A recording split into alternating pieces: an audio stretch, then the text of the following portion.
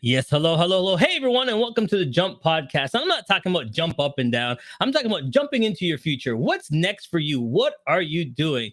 I bring interesting guests here, like you and me, onto the show just to help you get to that edge. I know you're looking down and you're like, I don't know if I want to jump. All right, I'm going to help you out. I got great guests coming on to help you jump. Let's go. My first guest coming on, Jason Cercone. Going on, everybody? What's up, Charles? How's it going? How you doing, my friend? I'm doing great. Listen, we were talking behind the scenes, and we got so much in common about this industry and what we do. And the thing that really got to me, and I was like, oh, I gotta have him on my show, is how to be the ultimate guest. Yeah. You know, how to be the authority on being a guest on a podcast. And I think that's where a lot of people think that they just show up and just talk. Right. But there's ways around it. Like, sometimes you have a podcast. Sometimes you're trying to draw things out of people and they give you an answer and it's okay, you want to elaborate a little bit? You want to give me a little bit more? And sometimes they give you too much. Yeah. And you're trying to reel them back in, right? Absolutely. So tell us what makes a great guest. But before we do that, plug your show. When are you on? When can we hear you? My show is called Evolution of Brand. New episodes go live every Tuesday and every Thursday with entrepreneurs and professionals in the branding space. We talk a lot about personal branding. We talk a lot about the inspiration that we want to give to others so they can, I'm going to steal your line, so they can jump and make that big leap of faith that it takes to go out on their own, and also actual strategies that the people that I'm featuring as guests have used to build their brands so everyone else can emulate them. So Tuesdays and Thursdays are where you need to be. Evolutionofbrand.com is how you make that connection. All right. So let's find out a little bit more. Born and raised, where are you from? I'm originally from Bradford, Pennsylvania, which is a small little town about 3 hours north of Pittsburgh, where I'm currently located.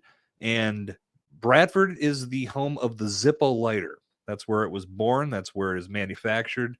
So that might be the connection that makes people aware of what Bradford is, because when you're driving through and you blink, you might miss it. just in case, slow down. There you go. That's right.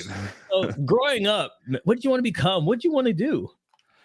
I never really had that clear thought. Like as a kid, like I want to be a firefighter or a policeman. Like I never had that.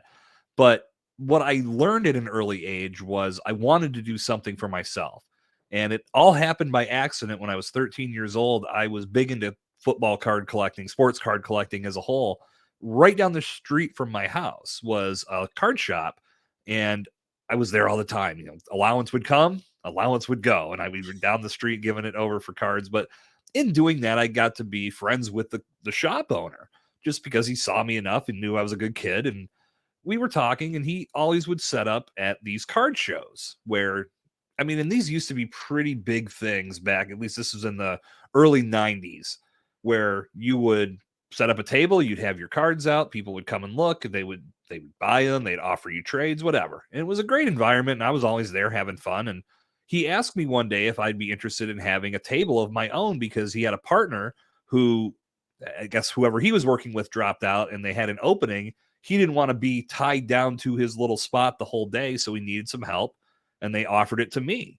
So I had to pay a small price to have my own little table, but I got to put my collection out, and I sold. I was making trades, and I was seeing it from the other side. And when I looked at the money I made after the weekend was over, I was like, ooh, this is nice. I want to do something like this a little bit more. So that really got the ball rolling. So I kept my focus on what can I do for myself as I get older in life. And I did have a few different jobs out of college that I did in the corporate environment, but ultimately I was looking to build my own thing.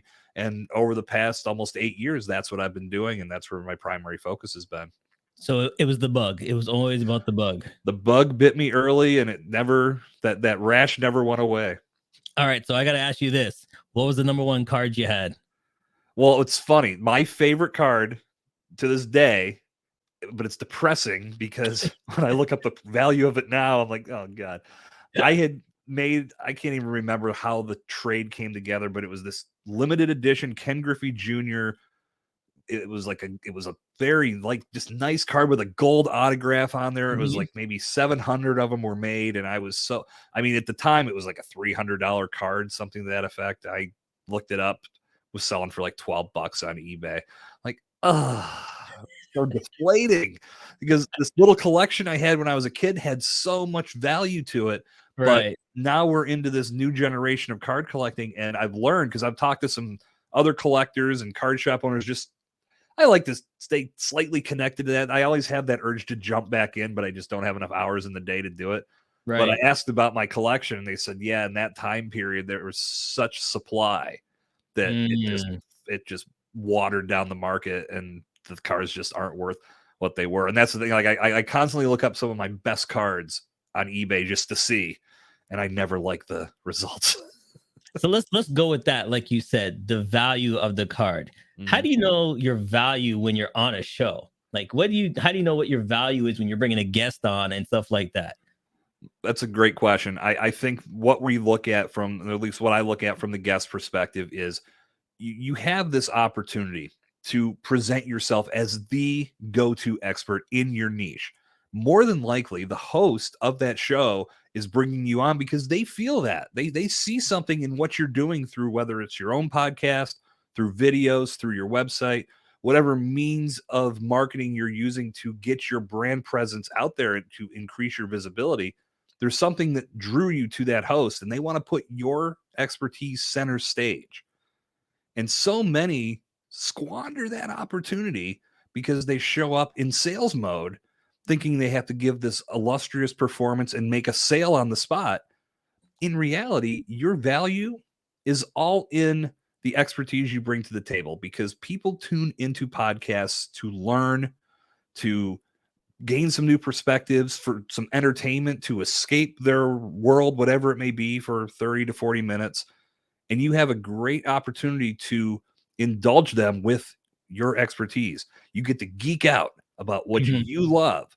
You're connecting with a like-minded person to do the same thing. So it's a great back and forth. And then when the audience hears it, if they're into that subject matter as well, if they resonate with your message, that's when the sales take place, because the magic will come when they hear your message and then they enter into your orbit, and you can continue to provide value to them, whether it's through your email list, through your social media, whatever it may be. So, as a guest, you have to realize your value is in your story and it's in your expertise, and you put that center stage. Yeah, I love that you said that, because many times I want to talk to you. You know what I mean? I want to know where you come from, what you Right. have, and knowing from you, it's just going to translate that. Hey, this guy's cool. This guy knows what he's Yes. talking about. I like the stories, and I can be with him more than I can sell you this. I can help you with this. Get my course. Get my this. Get my that. But how do you know when to kind of slide it in and implement it as a guest? Well, the way I look at podcasting is it's the best stage for selling without selling.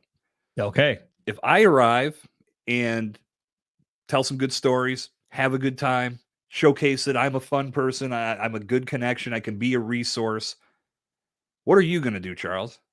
You're going to tell your audience, Jason's the man. I knew I made the right decision bringing him on. Go check Right. out his stuff. Go look at his course. Go look at his book, whatever I'm promoting. You're going to do the selling for me. So in essence, I really don't even need to dive into what I'm going to sell a person. And that's not my job here. My job is to show up with value and, like I said, be a valuable guest to you and your audience. And after that, if someone listening to our conversation today resonates with what I'm saying, with what our conversation was all about, they have full reign to look me up and connect with me, and we can take the conversation one step further. But we live in a world where everybody wants that sale immediately and they think results are instantaneous. These results come at the speed of relationships, and every relationship develops in a different time frame. So So bring so value, and then you can build on it as time goes on. So then here's my question, because you said something that's very interesting. How do you become eye candy to the host to get you on the show? Because the thing is, you got to be interesting in the beginning, Yep. not too salesy, but you got to be a little eye candy for the host to go, I want this guy on my show. Like, the little Yep. things here and there. So how can you be the eye candy? I'll simplify this as much as possible because there is some strategy in this, but the simplest way to explain it is you make it about the host and not about you. And Charles is a podcaster. You can probably attest to this. Many of the pitches and presentations that get sent to us as podcasters are typically a bullet point list of all the accomplishments that this person has made over the years. 7-figure earner. They've got a Ferrari in the driveway. They've got celebrities coming over for dinner 3 times a week. Like, awesome. If you've accomplished those things in your life, that is phenomenal. And I'm very happy for you. And I mean that as genuinely as I possibly can. But that doesn't tell me what you're going to bring to the podcast. I need to know what kind of impact you're going to have. And I need to know if that impact is going to resonate with my audience that I have developed over time. So just because you've got money in the bank does not make you an ideal guest. So you have to come at me saying, listen, I checked out your show. I love what I heard. I heard you talking with Charles. You guys were talking about A, B, and C. Man, I talk about this with my clients every day. And in fact, I actually shared that episode with them because I knew they'd get value from it. If you're looking for guests, I'd love to join you because I could add to that and also talk about X, Y, and Z. Right. So right. Now it's a completely flipped over approach. And I'm looking at it as this person can bring value to the show. They've listened. They know what I'm all about. They know what kind of content I'm trying to create. Now I can bring them on and put their expertise center stage. And if they have accomplished all of those things, great. That's going to make them more credible down the road when people find them and enter into their orbit. But on my end, I need to make sure that I'm putting the best possible content in front of my audience. And that's how they can show to me that they're all about doing that too. All right. Now, with that said, it's now time for rapid fire. My friend, we are going to throw some questions at you. You got 2 minutes on the clock. But here's the funny thing, though. You get to choose what set of questions I ask you. Now, you can elaborate, but remember, you got 2 minutes on the clock to get through all these answers. So tell me, my friend, A, B, C, or D, what questions do you want? Let's go with C. Let's go with C. All right. 2 minutes starts on the clock when I ask the first question. Here we go. What is success to you? Success to me is having the freedom to be able to do what you want to do in your life. And if you need to take some time to recharge those batteries, you have the freedom to do it. Nice. Sunset or sunrise? Sunrise, baby. Start the day with soft strong. Favorite color? Blue. Chocolate or vanilla? Vanilla. What's your favorite food? Steak. How do you start your day? Workout and meditation. What's the best thing you've ever compliment you've ever gotten? That I have the amazing ability of having a conversation with anyone. What's your favorite TV show? Current or of all time? Of all time. The Sopranos. If you could be any animal, which animal would you be and why? Oh man, that's a good one. I'd have to go with squirrel. Those dudes look like they're having so much fun. And I want to see if I could actually do this jump across the road thing that they're doing all the time, because these guys have some balls, man. There you go. Well, being a squirrel, what's the weirdest thing you've ever eaten? Weirdest thing I've ever eaten. Oh, man. I have to say pig's feet. Okay. What is the nickname your parents call you? I don't want to give this away because no one else can use it. Jace. There you go. In 30 seconds, describe yourself in 5 words. Man, you stumped me on that one.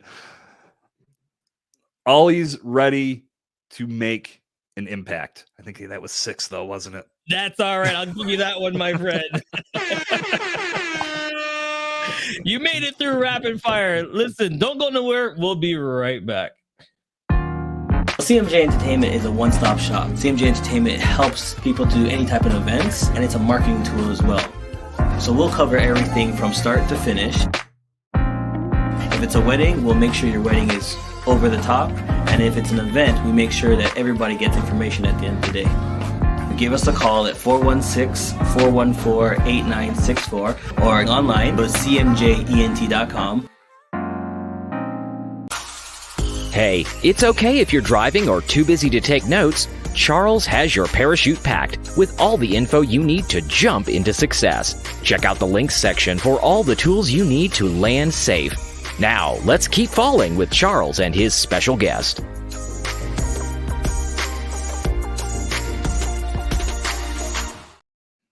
Yes. We're back live with my good friend Jason. Now, Jason, here's a question for you. How can a guest be prepared or get prepared to be on a common show?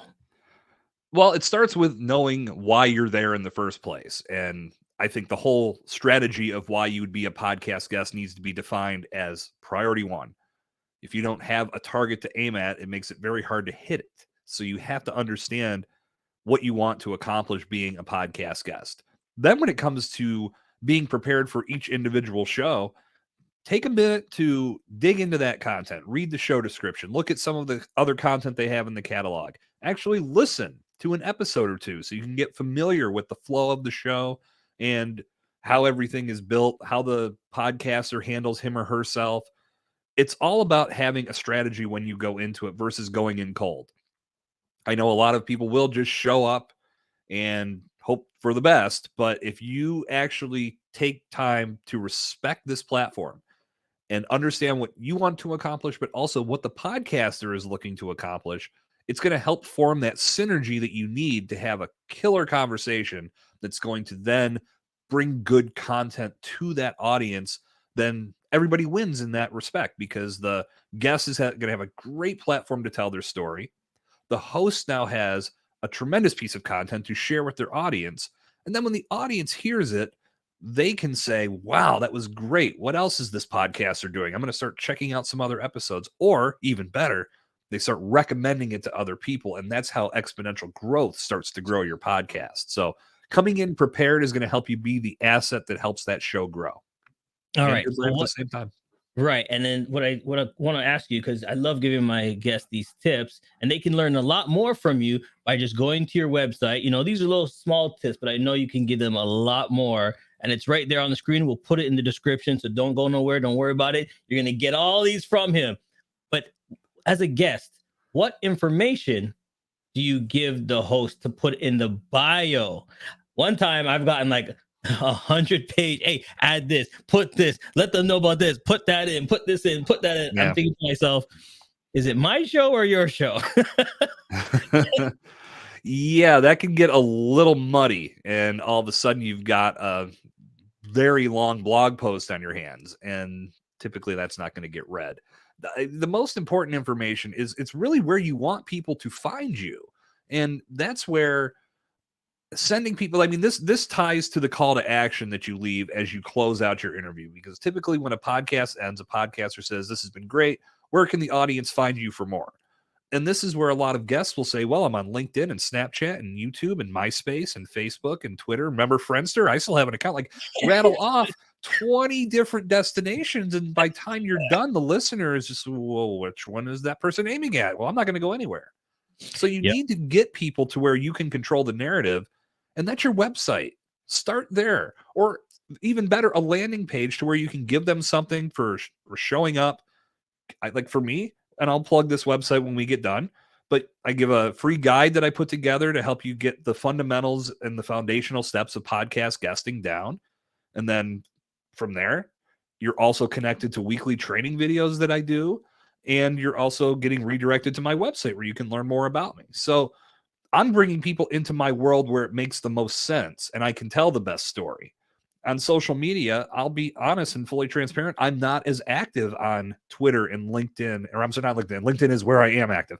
Twitter and Instagram and Facebook. I just don't do a lot with those. And I've learned that you can't let FOMO tell you need to be there. If you're not feeling it, don't waste your time. Put your energy where it's most valuable. And for me, it's YouTube, LinkedIn, and my podcast.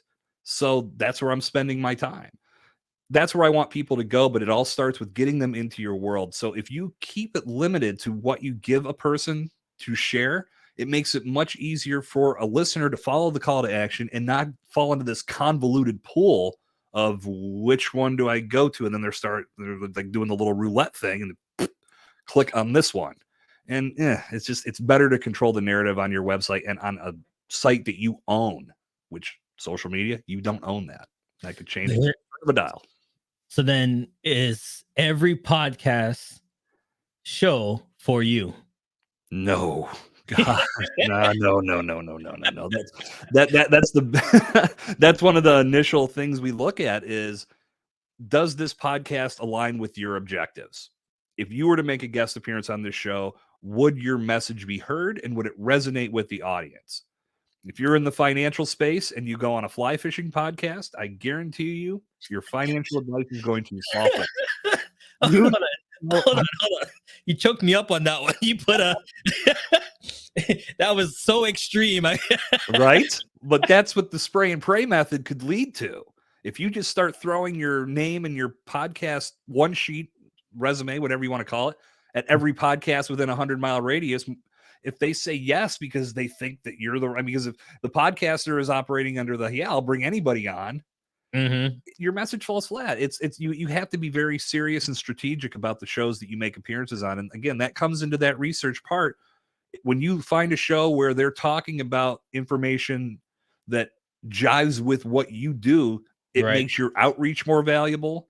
And then when the show actually does take place and you have that interview, your message is going to be much stronger and prominent, and it's going to resonate with more people in that audience. And most importantly, with the person you're speaking to.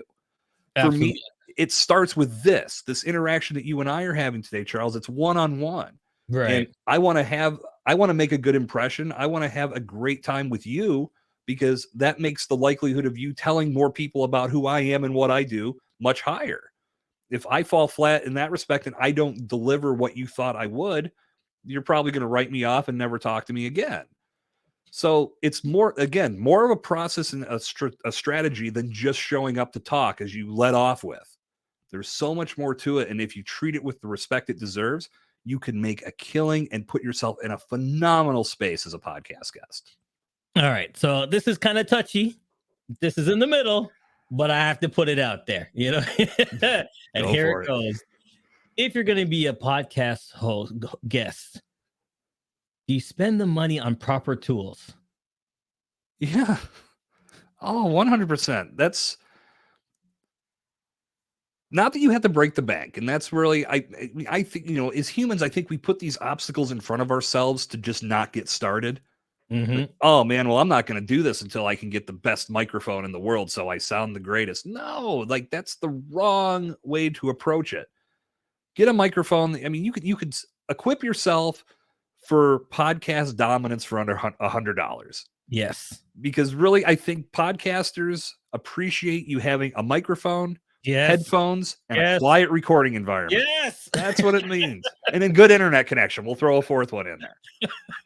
If you have those items at your disposal, you're ready to rock. And again, you could do that for under $100. There you go. I just had to throw that out there. Right?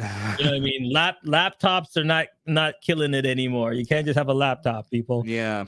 Or don't call in from your car or from your smartphone. Like, have an environment that's conducive to creating quality audio that people will really dig into, because this is you. This is your brand. You want to sound your best. So spend a couple bucks and make it happen.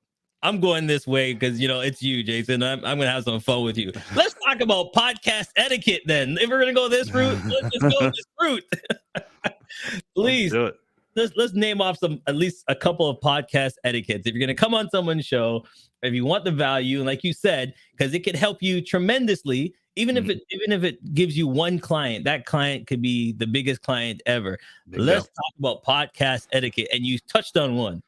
If you're going to do the show, make sure you're not driving halfway in your car. Make sure you're not going somewhere. You're in a quiet space. Oh, talk about those ones, please. Those are huge. I think in addition to that, not calling in to or connecting to a call via your smartphone, via a device. I mean, I know you can, but I feel you just end up with better quality audio when you do it through the computer, and it's more reliable because I don't know. I mean, you could turn off calls, but maybe something's going to sneak through and it could just disrupt the experience. So my recommendation is you turn off your devices. Don't have them sitting in front of you on vibrate. If you can't resist the urge to touch your phone or your iPad or any device you have, leave it in another room and give that host your undivided attention. They deserve it just as much as you deserve theirs. And in order to have that good conversation that leads to the compelling content people want to hear, you can't be distracted. You can't be thinking about 50 other things. Eliminate all of those distractions. And I'll add to that, notifications on your computer, dinging when an email comes through, dinging when a message comes through. Incredibly distracting. Now, again, it's brief and it's maybe sometimes even fleeting, but to me, I guess I'm a perfectionist in regards to that type of quality. If you can avoid it, avoid it.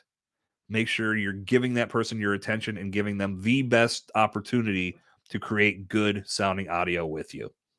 All right. So here's one thing. If you had to tell anybody one key, one thing, any little snippets they're gonna get when they jump on board and ask for help, because I do believe that if you're gonna do this on a regular to help your business, and you want to be a guest on more platforms and move forward, it takes training. Like you and I talking off the cuff, we both realize we're both in radio, so we have this background. But if someone's coming in fresh and they come to you for help, what's the first thing they know they need to start off with?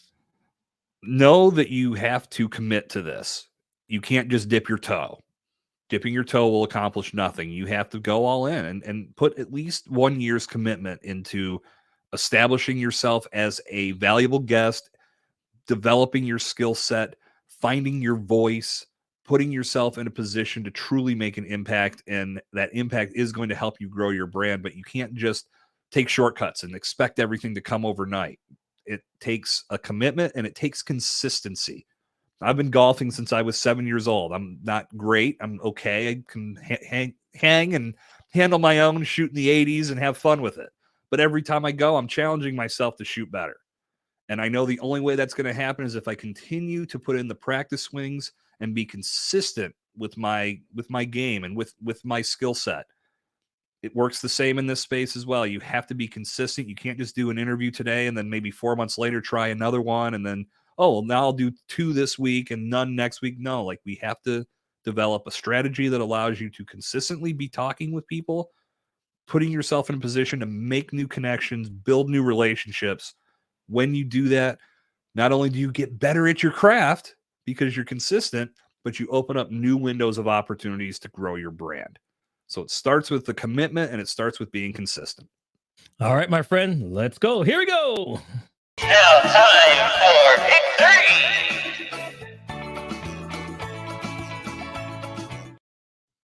It's now time for pick 3. My friend, before we let you go, you get to choose the last 3 questions that I ask you. So give me 3 numbers between 1 and 13, and those will be your last questions for the day. Let's do 1, 7, and 10. 1, 7, and 10. Here we go. Number 1. What's the one thing you wish you've known before getting into this type of business? I wish I would have started with podcast guesting myself versus starting with building my own show. I would have had more of an opportunity to learn and get comfortable, and then I probably would have launched in a much better place. I like that. I really do like that. That's interesting, because seeing it from that side of the fence coming back around, I do like that. Indeed. All right. What is the one myth about your industry that you want to squash right now? That download metrics matter. I think we get too clouded by that download metric, especially new podcasters. They get fixated by a number that's pretty arbitrary, and it can completely derail them before they ever have a chance to break through. Yeah, I know. Hey, I'll put my hand up. Oh, I was there too. Sure. I'll put my hand up. You put your first 2 episodes and then you're like, you're watching it. Oh, yeah. There's another listener. Okay, you're watching. There's another one. Oh, yeah. Wait. I only got 10. What's wrong? What's happening? Is this working? Like, yep. And I'll flip that on its head. Like I tell people, listen, if you got 30 listeners, if those 30 people are in your living room, would you give them the good beer or would you give them the cheap swill from the bottom shelf? They're there. They've arrived. They've shown they have interest in what you're doing. Give them the good stuff and keep doing it, because those 30, each one of them could turn around and tell one person. Now you got 60. Keeps growing. That's where the growth starts. Keeps growing. Yeah. Love it. All right. Last one. Name 2 people, past or present, that you would love to shadow for a day.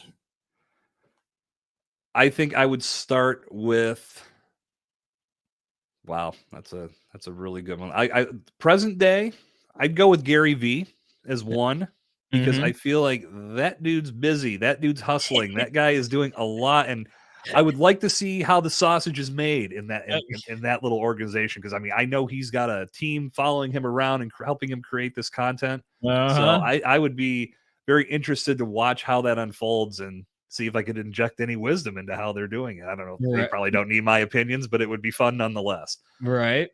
And on the flip side, I'm trying to think of somebody in a historic fashion. I would say probably, man, you got me stumped here. Let me think of I'm going to use another big. I'm a big hockey fan, so Okay. I would probably go back and say Mario Lemieux, who's been one of my favorite hockey players. You can see here on the video, I've got some things hanging up here in my studio that are hockey related, and just to see how a day in the life of a star hockey player turned franchise owner went down. I know he Right. plays lesser of a role today as we speak, but Mhm. he's really made an impact on my city of Pittsburgh, and it'd be fun to see how that all came together. Interesting. Interesting. All right, my friend. It's that time. You know what to do. It's the end of this show. Plug, shoot, shot it. Do what you got to do. Well, the website is there, my friends, jasoncercone.com. That's where you can find everything. If you want to know how the sausage is made on this side of the fence, that's the website. But also, I'd love to extend an offer to give a free gift to all listeners. Go to enhanceyourauthority.com. I've got a free guide that's called The Absolute Guide to Authority Enhancement. And it's really the first step to understanding this whole podcast guesting initiative that I've rolled out. Build that foundation, understand how you can make an impact as a podcast guest, how you handle that reach out. And in addition to that guide, you'll also have access to weekly training videos that I do, and they only go out to my email community. So check out enhanceyourauthority.com today. And like I said, once you land there and pick up that guide, you'll be redirected to my website where you can connect with me for more. Absolutely. Listen, my friend, I'm so glad they had the time to come on my show. It's been an honor and a pleasure for you to jump on, and maybe some people will learn how to jump right into your website and get much better. And maybe, hey, you know something? Here's what we're going to do. Once you take Jason's course, you let me know. I'll have you on the show, because then I know you're a good guest to have, my friend. I'm getting them ready for the big time. That's There the you goal. go. All right, everybody. Like I always say, you didn't have to watch, you didn't have to listen, but I'm so glad that you did. It's your time to jump. Get the expert, get the knowledge, jump on a show. Thanks for watching, everybody. We'll see you next time. Has come to an end, but the fun doesn't have to stop here. If you have any questions, suggestions, or feedback, head over right now to Twitter and Facebook and like, share, and get involved. Join us next time. Please be advised that this podcast